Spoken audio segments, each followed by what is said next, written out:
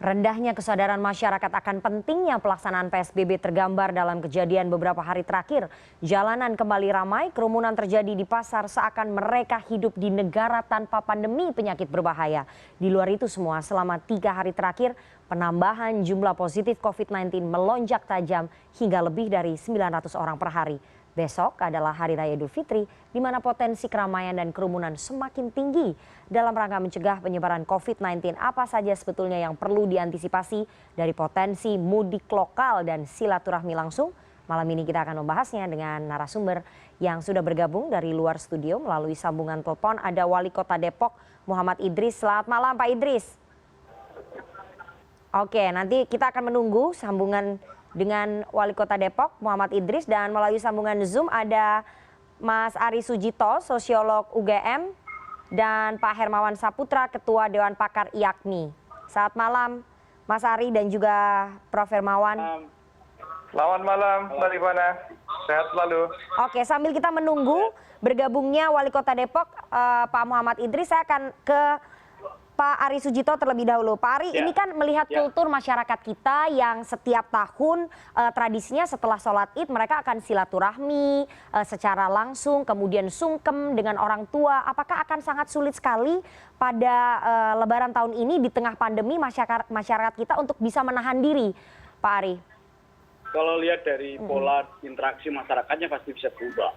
Okay. Cuman itu loh, tradisi dalam konsumerisme dengan belanja itu yang karena ada dua tarik ulur antara kepentingan mereka para produsen dan konsumen. Nah, tapi kalau soal silaturahmi, saya punya pandangan bahwa mereka akan bisa dikendalikan dengan rangka bisa lewat cara berkomunikasi. Misalnya gini, mereka sudah dilarang mudik, kalaupun mereka tetap ngotot mudik gitu di tempat lokasi, di beberapa tempat yang saya observasi, itu masing-masing daerah itu punya logika sendiri tingkat lokal untuk melarang orang mobilitas secara bebas. Dalam kerangka itu di komunitas itu ada seruan-seruan untuk tidak seenaknya, terus kemudian mereka pasti juga akan dilarang dan diingatkan. Saya kira itu yang mereka bisa kontrol.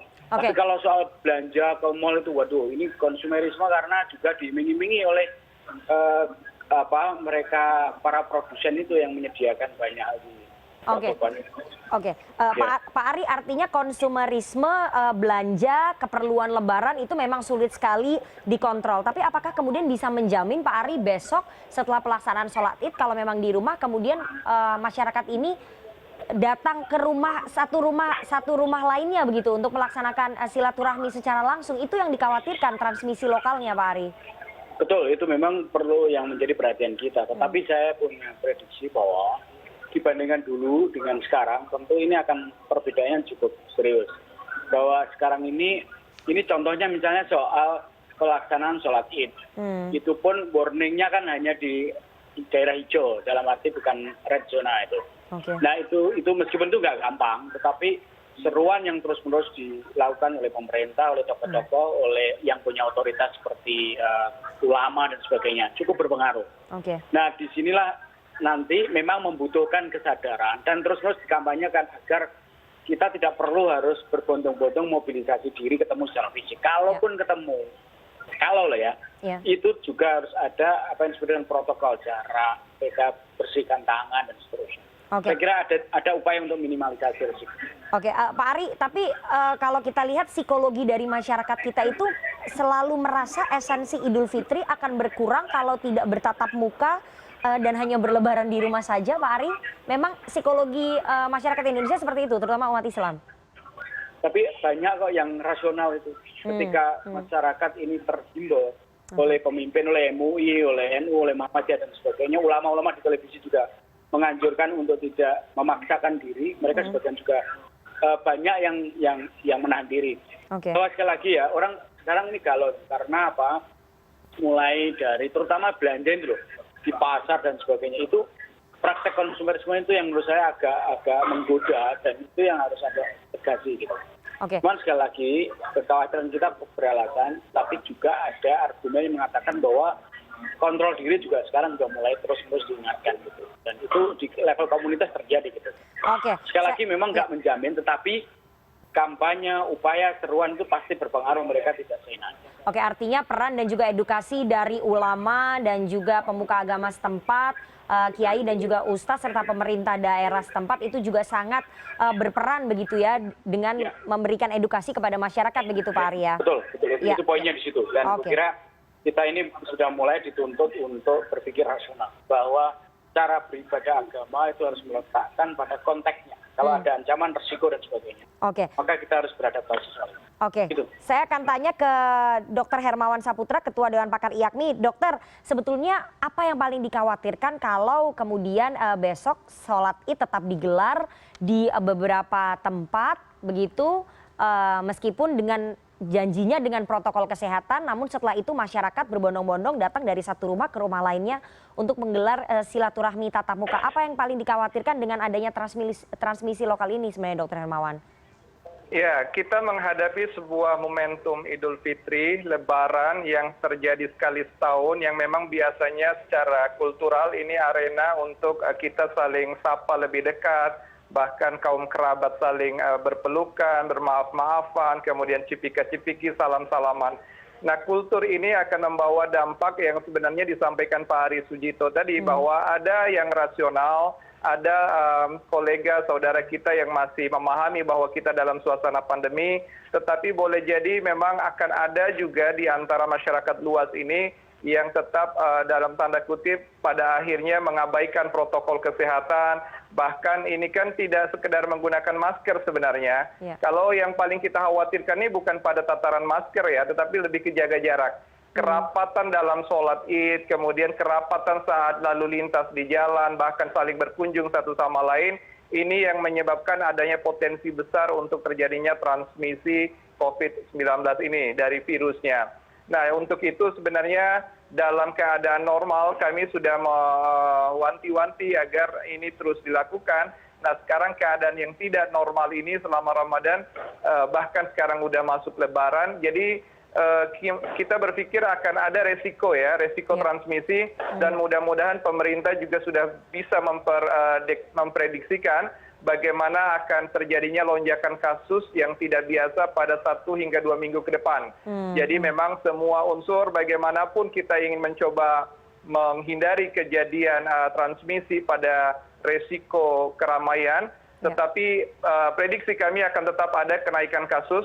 Nah, untuk itu kita semua harus siap secara penanganannya, perawatan, dan pemerintah yang paling juga harus memainkan peran bagaimana dalam suasana sebelum dan sesudah Lebaran ini masyarakat tetap mawas diri, berdisiplin, berhati-hati, dan jangan sampai permisivisme ya. Ini kan memang kita udah masuk bulan ketiga, banyak yang WFH, work from home, activities at home, praying at home. Sekarang seolah-olah pada pekan-pekan akhir menjelang akhir bulan Mei ini, pada akhirnya ini permisif terjadi, semua jalanan ramai dan macet, dan pasar-pasar berkerumun. Mudah-mudahan puncaknya tidak terjadi dalam suasana Idul Fitri, dan mudah-mudahan lebih banyak yang Idul Fitri di rumah, termasuk juga menahan diri dengan suasana yang baru tahun ini. Oke, Pak Hermawan, artinya tadi Anda mengatakan resiko transmisi ada lonjakan kasus, artinya dengan semua protokol kesehatan yang dijanjikan selama menjalankan sholat Id dan juga mudik lokal yang diperbolehkan, itu tidak bisa meredam resiko transmisi ya? Dalam suasana normal, anggaplah kita tidak dalam keadaan Lebaran, dalam suasana normal saja, angka kesakitan kita sekarang naik terus, karena mulai terjadi local transmission sejak 2 bulan yang lalu. Jadi situasi normal saja ini akan naik terus, karena kita belum sampai kepada puncak pandemi, apalagi ditambah dengan situasi Lebaran dan permisivisme yang terjadi di kalangan masyarakat. Memang prediksi kami akan ada kenaikan kasus. Nah, untuk itu seminggu 2 minggu ke depan fasilitas penanganan apapun yang terkait dengan pelayanan COVID-19 ini harus siap siaga. Pada prinsipnya kita sebagai praktisi kesehatan dan pemerhati kesehatan masyarakat dari awal sudah menyampaikan, bahkan jauh hari kita menyampaikan PSBB ini harus terus ditegakkan, digalakkan, moda transportasi, kegiatan keagamaan termasuk sholat Idul Fitri harusnya di rumah. Tetapi apa boleh buat? Masyarakat kita begitu permisif di jalanan, ramai betul. Kita tidak melihat adanya protokol kesehatan yang disiplin ditegakkan. dan kami mengkhawatirkan kejadian akan meningkat pada pekan kedua dan pekan ketiga di bulan Juni ini. Oke, Pak Ari, saya akan kembali lagi ke Anda. Pak Ari, artinya memang masyarakat kita sudah permisif begitu karena ada kebijakan-kebijakan pemerintah yang kemudian juga membingungkan mereka sehingga menyebabkan masyarakat permisif dan abai saja begitu. Saya kira ini ya, ketegasan pemerintah, aparat dan sebagainya, kredibilitas itu akan menjadi faktor kunci. Memang saya setuju bahwa ini momen biasanya mobilisasi yang sangat rentan, terutama Idul kayak gini, harus ekstra keras gitu ya. Karena itu saya juga mengapresiasi kalau misalnya pemerintah daerah juga harus kerja aktif, tidak hanya pemerintah pusat. Nah, tantangan serius kita kan sebetulnya adalah menghubungkan logika masyarakat di bawah dan policy maker itu. Bahwa praktek bersilaturahmi di dalam keberagaman itu ternyata menurut pemimpin-pemimpin agama itu juga cukup cair, tidak mesti seperti model dulu. Alat teknologi, informasi ini cukup mampu membantu di dalam perintahan. Sekali lagi bahwa momen ini harus disikapi secara serius karena tahun depan kalau ini bisa tuntas dengan baik, tahun depan kita bisa bersilaturahmi secara fisik, secara langsung. Nah, karena itu saya katakan bahwa masyarakat bisa dijelaskan soalnya. Masalahnya sekarang adalah bagaimana membangun kredibilitas itu dan kampanye terus-menerus untuk mengingatkan itu harus dilakukan untuk meminimalisasi. Nah, karena sekali lagi gini, Ibu ya, di Greso sendiri itu ada yang memang mau untuk diatur, tapi juga ada yang seenaknya gitu. Yang seenaknya itu tak mungkin kan dijangkau oleh pemerintah sampai ke sana. Nah, disitulah pentingnya tokoh-tokoh masyarakat berperan. Pemuda dan sebagainya. Selama ini ya saya lihat di lapangan itu cukup efektif peran-peran mereka misalnya mengingatkan. Kalau mereka berproses dengan cara-cara yang nggak benar gitu, mereka juga akan terus-menerus ditegur gitu. Karena nggak mungkin ya apakah aparat Pol PP, polisi dan sebagainya itu mampu menjangkau mereka. Butuh kesadaran itu. Gitu. Artinya kesadaran masyarakat juga perlu ditingkatkan begitu ya, bukan hanya bergantung pada himbauan dan juga peringatan yang diberikan oleh pemerintah dan juga aparat penegak hukum begitu ya, Pak Ari. Betul, ya. Nah, karena itu poinnya ke sana. Kalau misalnya kredibilitas aparat keamanan dan sebagainya, terus kemudian kampanye pemerintah ini terus-menerus, saya punya optimisme. Karena di masyarakat di bawah juga ingatan satu sama lain juga masih jalan. Nanti kita akan tanya bagaimana ketegasan pemerintah daerah dalam mengatur dan juga mengantisipasi lonjakan resiko transmisi tadi yang sudah disebutkan oleh Dr. Hermawan. Kita akan tanya kepada pemerintah daerah seusai jeda. CNN Indonesia Prime News akan segera kembali. Tetap bersama kami.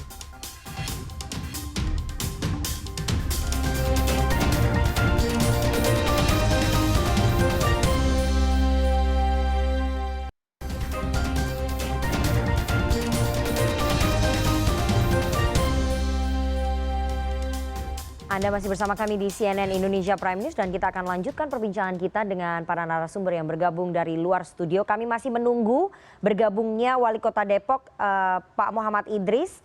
Sementara yang sudah bergabung melalui sambungan Zoom ada Pak Ari Sujito, sosiolog UGM, dan Dr. Hermawan Saputra, Ketua Dewan Pakar IAKMI. Tadi sebelumnya kita sudah berbincang dengan Pak Ari Sujito bahwa ketegasan dan kebijakan aparat pemerintah daerah itu adalah kunci.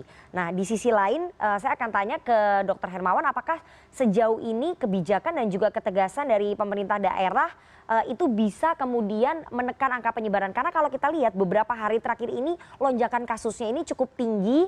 Apakah ini karena memang dibiarkan begitu saja pasar-pasar tradisional beroperasi, kemudian pusat perbelanjaan menjelang Idul Fitri ini kemudian masih tetap buka? Artinya kebijakan pemerintah daerah ini dipertanyakan, Dr. Hermawan. Ya, memang untuk pemerintah daerah ini sangat variatif ya. Ada pemerintah daerah yang konsekuen untuk penerapan PSBB dan memperpanjangnya. Ada pemerintah daerah yang tanda kutip agak sedikit melonggarkan ya. Jadi beberapa pemerintah daerah pun belum ada yang betul-betul konsekuen. Jadi sangat variatif. Nah, sekarang terutama di wilayah Jabodetabek, saya pikir memang pemerintah daerah utamanya di support cities seperti Depok, Bogor, Tangerang, Bekasi, ini juga belum kompak ya, tidak sekompak dulu. Saya mengamatinya tidak sekompak awal-awal waktu PSBB di DKI dan akhirnya Jabodetabek ya. Nah, untuk itu saya menghimbau agar ada kekompakan kembali dalam melakukan PSBB ini karena sejujurnya kita belum melewati perlambatan yang signifikan untuk COVID-19 ini. Juga kita belum sampai ke puncak pandemi, apalagi dengan adanya situasi lebaran ini, dan boleh jadi juga setelah lebaran mungkin ada selama ini yang mudik kucing-kucingan tanda kutip, kemudian akan balik juga kucing-kucingan. Ini semua menyebabkan terjadi potensi transmisi dan seluruh daerah di wilayah Jawa juga sudah masuk di luar Jawa, di wilayah lain di Indonesia seperti provinsi lain pun sudah menjadi epicentrum baru. Jadi kita menghadapi tantangan kasus ini tidak lagi dalam statement kita dulu berpacu melawan COVID-19 dalam bentuk berlari, tetapi kita sekarang ini berdampingan dan kita melewati momen sprint ya. Kita udah kalah dalam adu sprint melawan COVID-19. Sekarang kita ditantang untuk bermaraton melawan COVID-19. Untuk itu kesabaran, daya tahan kita semua diuji, tetapi juga tantangan terbesar kita dalam momen lebaran ini, kita menghimbau pemerintah kembali konsekuen untuk menerapkan ini. PSBB. Ya, Dr. Hermawan, kalau kita lihat ini kan soal mudik lokal kemudian menjadi yang paling dikhawatirkan ya. Artinya itu diperbolehkan, tidak dilarang. Nah, ini apa kemudian yang paling bisa terjadi dengan fenomena mudik lokal ini? Apakah kemudian transmisi lokal akan lebih melonjak? Tadi Anda sudah sebutkan sebetulnya untuk yang silaturahmi bertatap muka secara langsung begitu. Ya, sebenarnya buat kami dari praktisi kesehatan masyarakat tidak ada bedanya mobilitas lokal, mudik lokal atau mudik antar kabupaten, antar provinsi. Semua pergerakan antara wilayah, antar daerah, antara keluarga, antara orang per orang, seharusnya itu semua ditahan, tidak perlu dilonggarkan atau malah dianjurkan gitu ya. Karena semua itu tetap saja resikonya, karena COVID-19 ini bergerak karena adanya local movement, terjadi juga local transmission. Kita tidak mau ada terjadi local atau silent killing gitu ya oleh COVID-19 ini.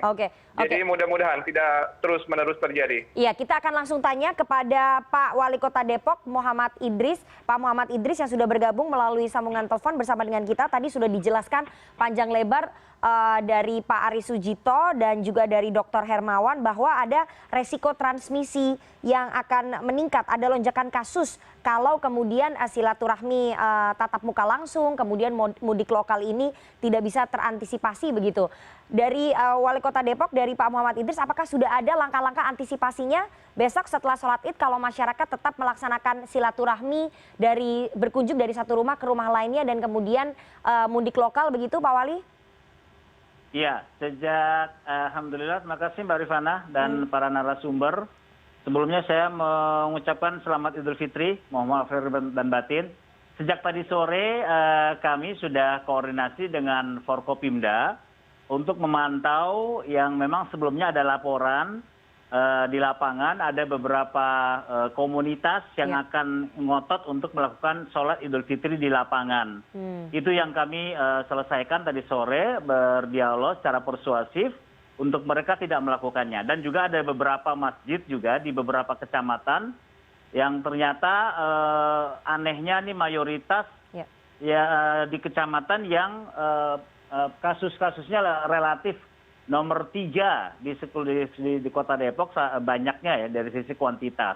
Nah ini makanya kita langsung pantau sampai malam ini juga untuk takbiran keliling dan sampai besok pagi kita akan pantau terus terkait dengan untuk bisa dilakukan pembubaran kalau memang ada gejala untuk dilakukan sholat Idul Fitri, khususnya mereka yang agak sedikit bermasalah ini sholat Idul Fitri di ruangan ya, yaitu dalam masjid yang memang jamaahnya itu bisa dikatakan cukup banyak karena memang itu di pemukiman bukan di komplek. Demikian juga untuk silaturahim.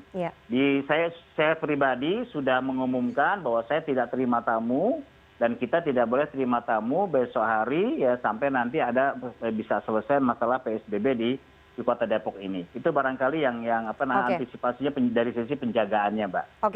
Pak Idris, apakah kemudian ada langkah yang lebih maju lagi begitu dengan penyekatan ruas-ruas jalan untuk bisa memastikan pergerakan masyarakat besok itu tidak terjadi setelah sholat Id di rumah begitu? Iya, yang bertugas untuk penjagaan tidak dilakukannya sholat Id ini adalah para aparat di wilayah, Mbak. Yaitu para camat, para lurah yang bekerja sama dengan 3 pilar, yaitu Babinsa, Kapditmas, dan seluruh ketua-ketua MUI kecamatan kami juga untuk meminta untuk melakukan pengamanan, bukan di batas-batas antar kota ataupun batas antar kecamatan, tidak. Tapi di wilayahnya itu yang memang kalau memang tidak ada akan dilaksanakan sholat id, itu memang sudah dijaga masjidnya sendiri. Kalau yang masjid-masjid sudah menyatakan dan sudah ada spanduk, itu sudah kami nyatakan aman. Misalnya rata-rata ada satu kecamatan, ada 3 kecamatan yang sudah kita pantau dari 11 kecamatan. Ini satu kecamatan tuh ada sekitar 4 sampai 5 masjid yang memang masih istilahnya ngotot lah gitu untuk melakukan itu. Yang inilah yang akan kita pantau. Kalau yang lain itu sudah kita amankan dari sisi tadi ada spanduk dan juga DKM sudah berkomitmen untuk mengikuti ketentuan pemerintah. Artinya Pemkot Depok ini memang melarang pelaksanaan sholat id berjamaah di masjid dan juga lapangan terbuka, serta melarang masyarakat untuk melaksanakan silaturahmi secara langsung dan mudik lokal begitu. Saya ingin penegasan Pak Idris. Iya benar. Kita sudah melakukan penyebaran untuk maklumat bersama, Forkopimda, pemerintah kota bersama Kementerian Agama Kota Depok bersama MUI Kota Depok yang mengeluarkan secara khusus fatwanya untuk memperkuat maklumat kita bersama. Jadi sudah kita melakukan itu. Nanti kita akan lanjutkan perbincangan kita usai jeda. CNN Indonesia Prime News akan segera kembali dengan para narasumber yang sudah bergabung bersama dengan kita.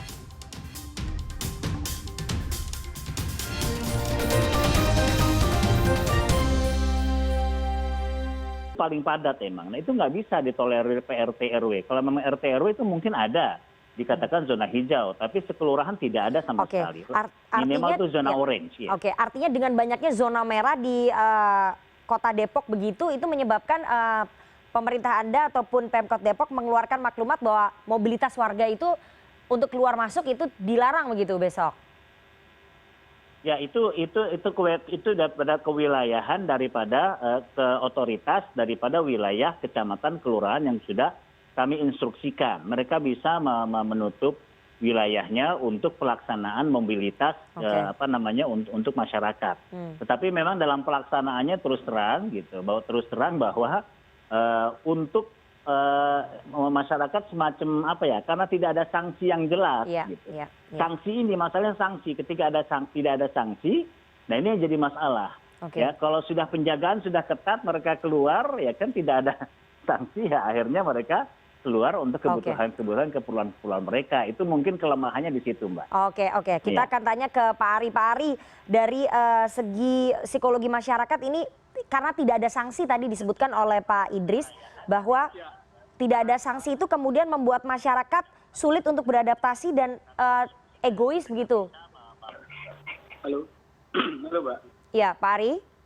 Ya, halo.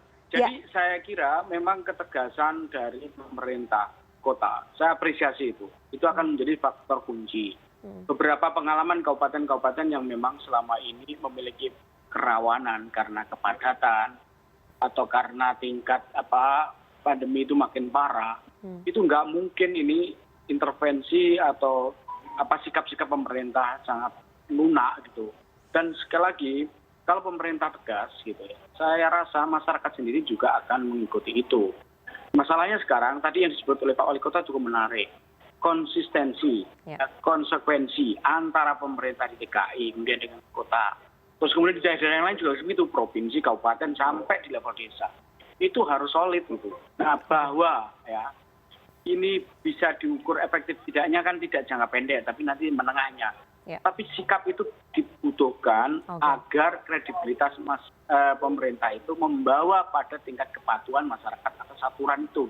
Nah, karena kalau terus-menerus begitu, ya nanti baru tahu bahwa ini seperti gunung es, nampaknya nggak ada orang santai, tiba-tiba setelah kita begitu banyak. Saya rasa ini pengalaman harus menjadi pelajaran beberapa daerah yang lain. Saya setuju dengan disampaikan oleh Pak Wali Kota. Dan karena itu pula misalnya kayak DKI ini nanti pas ke Lebaran mereka harus balik ada gitu. Meskipun ada larangan mudik, tapi faktanya juga ada mudik gitu. Tapi bagaimanapun juga harus ada larangan. Soal nanti ada kebocoran, itu yang harus ditangani. Termasuk pas ke Lebaran ini harus balik ini, harus diantisipasi kayak apa langkah-langkahnya gitu. Nah, kecepatan itu harus diperlukan. Kita akan tanya ke Pak Hermawan. Pak Hermawan, sikap dan konsistensi dibutuhkan oleh pemerintah untuk bisa memberikan imbauan kepada masyarakat. Begitu menurut Pak Aris Sujito, sehingga masyarakat tidak abai begitu saja meskipun nanti ada kebocoran, tidak apa-apa. Yang penting masyarakat sudah melihat konsistensi dan juga sikap ketegasan dari pemerintah. Apakah itu cukup? Karena tadi yang dikhawatirkan juga setelah ini kalau tidak bisa meredam mudik lokal, nanti ada arus balik gelombang kedua. Ini akan seperti apa, Pak Hermawan? Ya, saya setuju ya. Konsekuensi dari sebuah peraturan itu juga harus diikuti dengan penegakannya atau law enforcement. Dan juga ini kan harus seperti yang saya sampaikan tadi, harus lebih kompak lagi pemerintah di wilayah. Hampir bisa dikatakan tidak mungkin pemerintah daerah, misalnya satu kabupaten atau satu kota berdiri sendiri tanpa ada harmonisasi kebijakan dengan daerah lain di sekitarnya, terutama di wilayah Jabodetabek. Jadi komunikasi harmonisasi kebijakan ini harus terus dilakukan.